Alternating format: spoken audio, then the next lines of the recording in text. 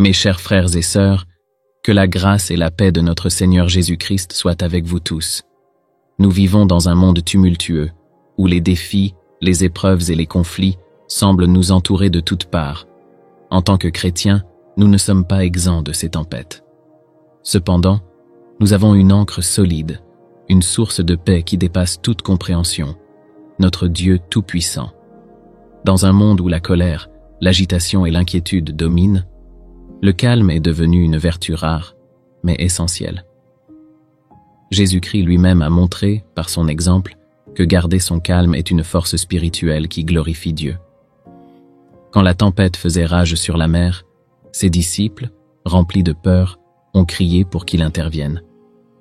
Mais Jésus, plein d'assurance, a simplement déclaré « Silence, tais-toi. Marc quattro trenta inueve. » Le vent et les vagues se sont calmés, laissant ses disciples émerveillés. Tout comme Jésus a maîtrisé les tempêtes extérieures, il veut nous enseigner à maîtriser nos tempêtes intérieures. Le calme est une expression de notre foi, une démonstration que nous faisons confiance à Dieu en toutes circonstances. Dans cette réflexion, nous allons explorer 5 situations de la vie où chaque chrétien est appelé à rester calme, en s'appuyant sur les Écritures et sur des exemples pratiques pour enrichir notre compréhension et notre marche avec le Seigneur. La première situation, face à l'injustice. L'injustice est une réalité qui touche chaque être humain à un moment ou un autre de sa vie. Elle peut se manifester de multiples façons. Des accusations infondées, des décisions partiales ou encore des traitements inéquitables. Face à ces situations, il est naturel de ressentir une indignation profonde. La nature humaine, marquée par l'instinct de défense, veut souvent riposter, exiger réparation ou, pire encore, se venger. Cependant, en tant que chrétiens, nous sommes appelés à une attitude différente, à suivre la voie tracée par Jésus-Christ et enseignée dans les Écritures. La Bible nous invite à choisir la patience, la maîtrise de soi et la confiance absolue en la justice divine. Cette invitation est un défi, car elle exige de dépasser nos impulsions naturelles et de placer notre foi en Dieu, le juste juge. Ce choix, bien qu'il puisse sembler difficile ou contre-intuitif, ouvre la porte à des bénédictions insoupçonnées. Notre Seigneur Jésus-Christ est l'exemple parfait de calme et d'humilité face à l'injustice. Lorsqu'il a été accusé à tort, moqué, battu et finalement crucifié, il n'a pas répondu par la colère ou la révolte. Bien au contraire, il était resté silencieux, acceptant ses souffrances avec une sérénité divine. Le prophète Ésaïe avait annoncé ce comportement remarquable plusieurs siècles auparavant. Il a été maltraité et opprimé, et il n'a pas ouvert la bouche, semblable à un agneau qu'on mène à l'abattoir, à une brebis muette devant ceux qui la tondent. Ésaïe 53, 7. Cette attitude de Jésus n'est pas un signe de faiblesse. Au contraire, elle reflète une force intérieure extraordinaire, nourrie par une confiance absolue en Dieu. Jésus savait que son Père céleste voyait tout et qu'il rendrait justice en son temps. En choisissant de ne pas répondre à ses oppresseurs, Jésus nous enseigne une leçon précieuse. La paix intérieure est plus puissante que la vengeance. L'apôtre Paul nous rappelle cette vérité essentielle dans Romains 12, 19. « Ne vous vengez point vous-même, bien-aimés, mais laissez agir la colère de Dieu, car il est écrit « À moi la vengeance, à moi la rétribution, dit le Seigneur. » Cette exhortation nous appelle à résister à l'envie naturelle de nous défendre par nos propres moyens. Au lieu de chercher à réparer les torts par nous-mêmes, nous sommes invités à remettre la situation entre les mains de Dieu, qui est souverain et parfaitement juste. Dans Proverbe 20, 22, cette idée est encore renforcée. Ne dis pas « je rendrai le mal ». Espère en l'Éternel et il te délivrera. Cette promesse divine nous rappelle que Dieu voit tout ce qui se passe dans nos vies. Rien n'échappe à son regard.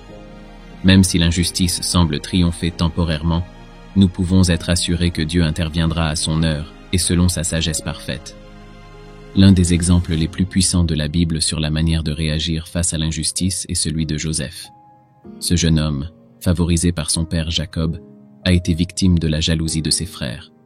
Ils l'ont vendu comme esclave à des marchands qui l'ont emmené en Égypte. Malgré cela, Joseph n'a jamais abandonné sa foi en Dieu. En Égypte, il a servi fidèlement dans la maison de Potiphar, mais une fausse accusation portée par la femme de Potiphar l'a conduit en prison. Là encore, Joseph aurait pu céder à la colère ou au désespoir, mais il a choisi de rester calme et de continuer à servir Dieu. Dans cette situation apparemment désespérée, Joseph a utilisé ses dons pour interpréter des rêves, ce qui a finalement conduit à sa libération et à son élévation au poste de gouverneur de l'Égypte. L'histoire de Joseph est une démonstration éclatante de la souveraineté de Dieu. Comme Joseph l'a dit à ses frères repentants, « Vous aviez médité de me faire du mal. Dieu l'a changé en bien pour accomplir ce qui arrive aujourd'hui, pour sauver la vie à un peuple nombreux. » Genèse 50:20. Cette déclaration témoigne de la capacité de Dieu à transformer les actes les plus injustes en bénédiction pour ceux qui lui font confiance. Lorsque nous faisons face à l'injustice, notre réaction peut être un témoignage puissant pour ceux qui nous entourent. Répondre avec calme et patience montre que notre foi repose non pas sur les circonstances, mais sur Dieu lui-même. Cela reflète également notre assurance que Dieu est en contrôle, même lorsque les situations semblent hors de contrôle. L'apôtre Pierre encourage les croyants en ces termes, car c'est une grâce de supporter des afflictions par motif de conscience envers Dieu, quand on souffre injustement. 1 Pierre 2:19. Cette grâce qui nous permet de rester calme face à l'injustice est un don de Dieu que nous pouvons demander dans la prière. Face à l'injustice, la prière devient une arme puissante. En nous tournant vers Dieu, nous trouvons non seulement la force de supporter les épreuves, mais aussi la paix qui surpasse toute intelligence. Philippiens 4:7. Les psaumes, en particulier, sont une source de réconfort et d'inspiration dans ces moments. Le psaume 37 nous exhorte ainsi « Ne t'irrite pas contre les méchants, n'envie pas ceux qui font le mal, car ils sont fauchés aussi vite que l'herbe, et ils se flétrissent comme le gazon vert. » Ces paroles nous rappellent que les triomphes apparents des injustes sont temporaires. En revanche, ceux qui se confient en l'Éternel hériteront de la terre et connaîtront sa paix. Les apôtres Paul et Silas sont un autre exemple inspirant.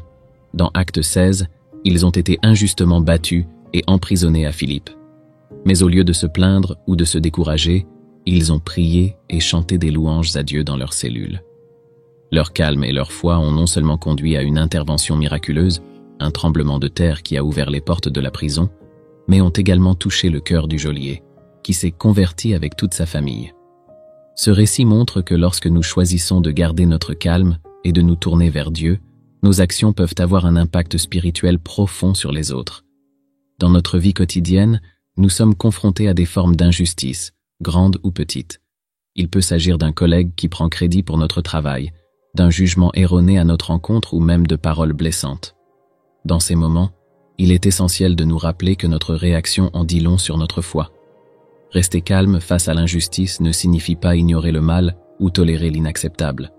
Au contraire, cela implique de répondre avec sagesse, amour et intégrité, en remettant la situation entre les mains de Dieu. En choisissant cette voie, nous montrons que nous sommes citoyens du royaume des cieux et non de ce monde. La deuxième situation, lors de la persécution. La persécution est une réalité incontournable pour tous ceux qui choisissent de suivre Jésus-Christ. Il l'a clairement annoncé à ses disciples en disant « Si le monde vous hait, sachez qu'il m'a haï avant vous. » Jean 15:18. Ces paroles résonnent encore aujourd'hui, rappelant que les disciples de Christ ne sont pas de ce monde et que leur allégeance à Dieu les met souvent en opposition avec les valeurs et les systèmes du monde. Lorsque la persécution frappe, il peut être facile de céder à la peur, à la colère, ou même au découragement. Cependant, les Écritures nous appellent à répondre d'une manière radicalement différente, avec amour, patience et foi. Un exemple puissant de cette attitude se trouve dans l'histoire d'Étienne, le premier martyr chrétien. Étienne, rempli de foi et du Saint-Esprit, était un homme de sagesse et de puissance, mais il s'est retrouvé accusé à tort par des leaders religieux jaloux de son influence et de sa prédication. Lorsqu'il fut confronté à une foule en colère prête à le lapider, Étienne n'a pas riposté par des mots durs ou des malédictions. Au contraire, il a levé les yeux vers le ciel, a vu la gloire de Dieu et a proclamé « Voici, je vois les cieux ouverts et le Fils de l'homme debout à la droite de Dieu. » Acte 7:56. Même dans ses derniers instants, il a prié pour ses bourreaux, disant « Seigneur, ne leur impute pas ce péché. » Acte 7:60. Ces paroles, empreintes d'amour et de pardon, témoignent de sa foi inébranlable et de sa compréhension profonde de l'Évangile. Ce qui rend l'attitude d'Étienne si extraordinaire, c'est qu'il a choisi de voir au-delà de l'injustice immédiate pour se concentrer sur la gloire de Dieu. Il a compris que la persécution, bien que douloureuse, n'était qu'un moment temporaire comparé à l'éternité avec le Seigneur. Cette perspective céleste est essentielle pour tous ceux qui subissent la persécution. Jésus lui-même a donné cette promesse réconfortante. « Heureux serez-vous lorsqu'on vous outragera, qu'on vous persécutera et qu'on dira faussement de vous toutes sortes de mal à cause de moi. Réjouissez-vous et soyez dans l'allégresse, parce que votre récompense sera grande dans les cieux. » Matthieu 5:11-12. Cette promesse n'est pas seulement une consolation, mais un encouragement à persévérer avec courage et confiance. Face à la persécution, il est naturel de vouloir se défendre ou de réagir avec colère. Cependant, en tant que chrétiens, nous sommes appelés à suivre l'exemple de Christ, qui, lorsqu'il fut insulté, n'a pas rendu l'insulte, et lorsqu'il souffrait, n'a pas menacé, mais s'en remettait à celui qui juge justement. 1 Pierre 2:23. Jésus a montré cet amour parfait même sur la croix, priant « Père, pardonne-leur, car ils ne savent ce qu'ils font. » Luc 23:34. Ce pardon inconditionnel est un modèle pour nous tous, car il reflète l'amour radical que Dieu a pour l'humanité. Pourquoi pouvons-nous rester calmes face à la persécution? Parce que nous savons que Dieu est souverain et qu'il utilise même les moments difficiles pour accomplir ses desseins. Paul a écrit dans Romains 8:28. Nous savons que toute chose concourt au bien de ceux qui aiment Dieu, de ceux qui sont appelés selon son dessein. Cette vérité nous permet de voir la persécution non pas comme une défaite, mais comme une opportunité de glorifier Dieu et de renforcer notre foi. Chaque épreuve, aussi difficile soit-elle, devient une occasion de démontrer la puissance de l'Évangile à travers notre réponse. De plus, la persécution peut être un témoignage puissant pour ceux qui observent. L'histoire de l'Église regorge d'exemples où la fidélité des chrétiens persécutés a conduit à la conversion de leurs persécuteurs ou de ceux qui en étaient témoins. Par exemple, les souffrances des premiers chrétiens dans l'Empire romain ont souvent impressionné leurs bourreaux, qui ne comprenaient pas comment des hommes et des femmes pouvaient affronter la mort avec une telle paix et un tel courage. Ces témoignages ont contribué à la propagation rapide de l'Évangile dans un monde hostile. Lorsque nous faisons face à la persécution aujourd'hui, que ce soit sous forme d'insultes, de discrimination ou de rejet, nous avons l'occasion de montrer l'amour de Dieu en priant pour nos ennemis. Jésus nous a commandé « Aimez vos ennemis, bénissez ceux qui vous maudissent, faites du bien à ceux qui vous haïssent, et priez pour ceux qui vous maltraitent et qui vous persécutent. » Matthieu 5:44. En obéissant à ce commandement, nous imitons Christ et témoignons de la puissance transformatrice de l'amour divin. Pour garder notre calme dans ces moments, il est essentiel de rester connecté à Dieu par la prière et la méditation des Écritures. Les psaumes, en particulier, offrent un réconfort immense. Dans le psaume 34:19, il est écrit « Le malheur atteint souvent le juste, mais l'Éternel l'en délivre toujours. » Ces paroles rappellent que Dieu est proche de ceux qui souffrent et qu'il intervient en leur faveur en son temps parfait. Rester calme face à la persécution ne signifie pas que nous n'éprouvons pas de douleur ou de tristesse.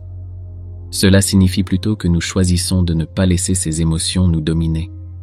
Nous plaçons notre confiance en Dieu, sachant qu'il est fidèle pour nous soutenir et pour utiliser nos épreuves pour sa gloire. Cette attitude n'est pas seulement une marque de maturité spirituelle, mais aussi une preuve que l'Esprit de Dieu agit en nous. Enfin, il est important de se souvenir que la persécution est un signe que nous appartenons à Christ.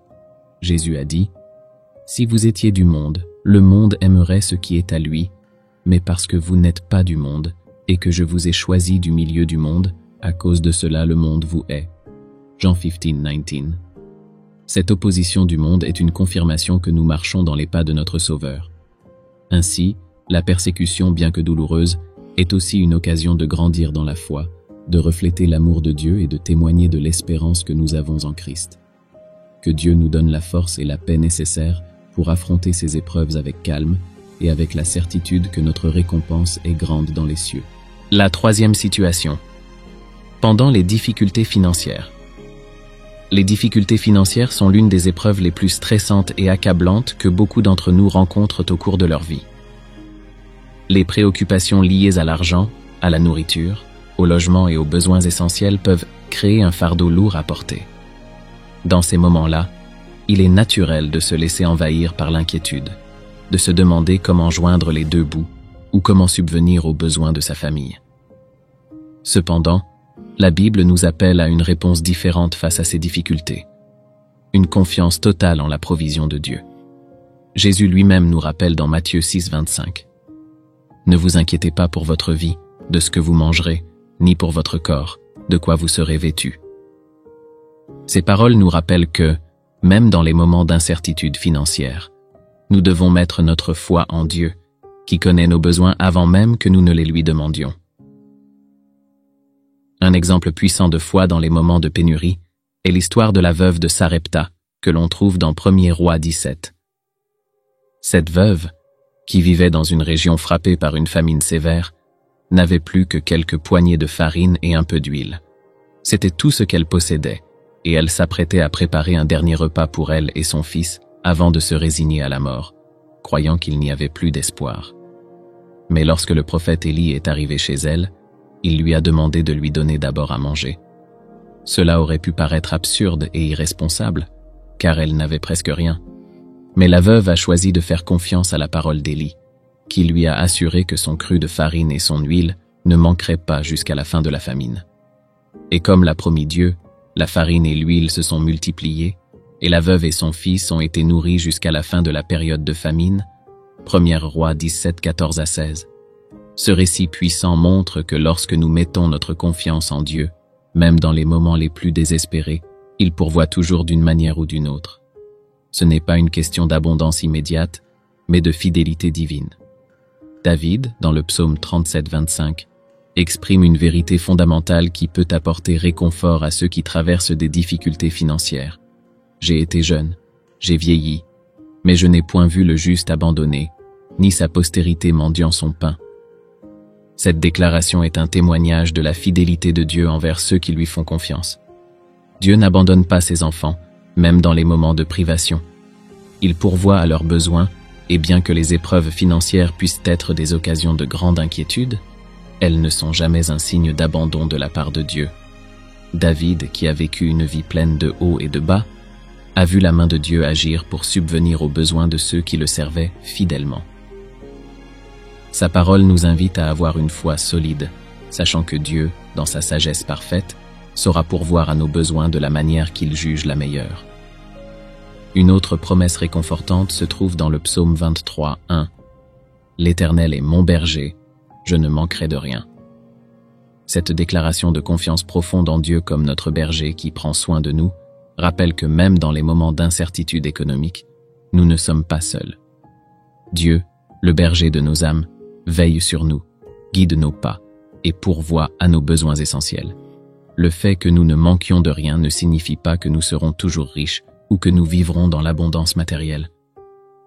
Cela signifie que Dieu pourvoira à ce qui est nécessaire pour que nous puissions accomplir sa volonté et mener une vie qui lui est agréable. Il peut ne pas répondre à nos désirs matériels de manière immédiate, mais il nous donne toujours ce qui est nécessaire pour notre bien-être spirituel et physique.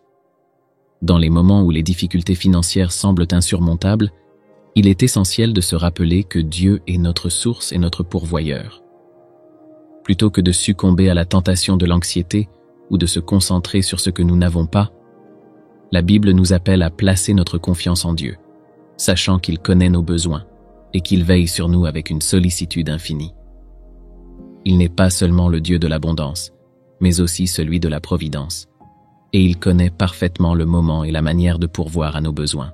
Dans ces moments de stress financier, nous pouvons prendre exemple sur des personnages bibliques comme la veuve de Sarepta, qui, au lieu de se concentrer sur ce qui lui manquait, a choisi d'agir dans la foi. Nous pouvons également méditer sur les promesses de Dieu dans les psaumes, qui nous rappellent sa fidélité et sa providence. En faisant cela, nous cultivons une paix profonde qui dépasse nos circonstances extérieures. Dieu ne nous promet pas une vie sans difficulté, mais il nous promet qu'il sera toujours avec nous, que nous soyons dans l'abondance ou dans la pénurie. C'est dans cette confiance que nous pouvons trouver la force de traverser les moments difficiles, sachant que notre Père Céleste pourvoit à tout ce dont nous avons besoin. Ainsi, au lieu de céder à l'inquiétude ou au découragement face à des difficultés financières, nous sommes appelés à placer notre confiance dans la promesse de Dieu, qui est fidèle à pourvoir à nos besoins. Que ce soit à travers des bénédictions inattendues, des opportunités de travail, ou même par un soutien d'une manière inattendue, Dieu est toujours à l'œuvre pour ses enfants. La 4e situation, au milieu des conflits. Les conflits, qu'ils soient familiaux, professionnels ou personnels, sont inévitables dans nos vies. En tant qu'êtres humains, nous sommes tous sujets à des malentendus, des différences d'opinion et des moments de tension. Cependant, notre manière de réagir à ces conflits en tant que chrétiens peut transformer des situations potentiellement destructrices en occasion de manifester la paix de Dieu. La Bible nous appelle à une approche radicalement différente de celle du monde lorsqu'il s'agit de gérer les conflits. Elle nous enseigne que, plutôt que de céder à l'impulsivité et à la colère, nous devons rechercher la paix et la réconciliation, même dans les moments les plus tendus. Dans Proverbe 15:1, il est écrit « Une réponse douce calme la fureur, mais une parole dure excite la colère. » Ce verset résume parfaitement l'enseignement biblique sur la gestion des conflits. La tentation naturelle lorsqu'on est confronté à une situation de conflit est de répondre de manière impulsive, avec colère ou amertume. Cependant, la Bible nous exhorte à adopter une réponse douce, mesurée et pleine de sagesse. Une parole douce peut désamorcer une situation explosive, apaiser les émotions et ouvrir la voie à la réconciliation. Ce n'est pas toujours facile, car nous pouvons être blessés ou frustrés par les actions des autres, mais l'appel de Dieu est clair. Privilégions la paix, non la confrontation. Un exemple puissant de cette approche se trouve dans l'histoire d'Abraham et de son neveu Lot. Dans Genèse 13, nous voyons que les serviteurs d'Abraham et ceux de Lot se disputaient en raison du manque d'espace pour leurs troupeaux. Cela pourrait avoir dégénéré en un conflit majeur, mais Abraham a choisi de prendre l'initiative pour apaiser la situation. Plutôt que de revendiquer ses droits ou de se battre pour la meilleure partie de la terre, Abraham a dit à Lot « Qu'il n'y ait pas de dispute entre moi et toi, car nous sommes frères. » Genèse 13:8. Par ces paroles pleines de sagesse et de bienveillance, Abraham a préservé l'harmonie dans sa famille et a glorifié Dieu en choisissant la paix plutôt que la querelle. Abraham aurait pu insister pour avoir la meilleure portion de la terre, mais il a préféré sacrifier ses droits personnels pour éviter un conflit. Ce geste de paix a permis à la relation entre lui et Lot de rester intacte et a montré à tous ceux qui les entouraient que la paix était plus précieuse que les possessions matérielles. Dans Matthieu 5:9, Jésus déclare « Heureux ceux qui procurent la paix, car ils seront appelés fils de Dieu. » Ce verset est un appel à agir comme des artisans de paix. Les chrétiens sont appelés à refléter le caractère de Dieu dans toutes leurs actions, y compris dans la gestion des conflits. Dieu est un Dieu de paix, et en tant que ses enfants, nous devons rechercher la paix dans nos relations avec les autres. Ce n'est pas seulement une question d'éviter les conflits, mais aussi de chercher activement à apporter la réconciliation là où il y a division. Jésus, dans son enseignement, nous montre que la paix est un moyen de manifester l'amour de Dieu au monde. Lorsque nous choisissons de résoudre les conflits de manière pacifique et respectueuse, nous témoignons de l'amour et de la sagesse divine. Cela devient un moyen puissant de glorifier Dieu et de donner un témoignage chrétien à ceux qui nous entourent. Les conflits ne sont pas toujours évitables, mais nous avons le choix de la manière dont nous réagirons face à eux. Cela ne signifie pas que nous devons ignorer les injustices ou accepter passivement la maltraitance. Parfois, la paix nécessite des discussions honnêtes et des compromis. Mais même dans ces situations, notre attitude doit être marquée par la douceur et la recherche du bien. Il est important de se rappeler que, tout comme Jésus, nous sommes appelés à prendre sur nous les offenses des autres, à offrir le pardon et à chercher à rétablir l'harmonie. Jésus lui-même a été un modèle parfait de paix, même face à des accusations injustes et des persécutions violentes. Dans le livre de Jacques, nous lisons que « La sagesse d'en haut est d'abord pure puis pacifique, modérée, débonnaire, pleine de miséricorde et de bons fruits, sans partialité, sans hypocrisie. » Jacques 3,17. Cette sagesse divine doit être notre guide dans la gestion des conflits. Elle nous appelle à être sages, mesurés et pleins de miséricorde. Il est facile de réagir avec colère ou frustration lorsque nous sommes blessés, mais la sagesse de Dieu nous enseigne à répondre avec modération et à chercher la réconciliation, même lorsque cela demande des sacrifices personnels. En définitive, chaque conflit représente une opportunité de glorifier Dieu en choisissant la voie de la paix et de la réconciliation. Nous ne devons pas chercher à nourrir la rancœur, à revendiquer nos droits ou à chercher à gagner un argument. Au contraire, nous devons chercher à restaurer l'harmonie, à offrir le pardon et à témoigner de l'amour du Christ. Quand nous répondons à un conflit par des paroles douces et par des actes de paix, nous témoignons de la grâce de Dieu et nous devenons ainsi des instruments de sa paix dans un monde troublé.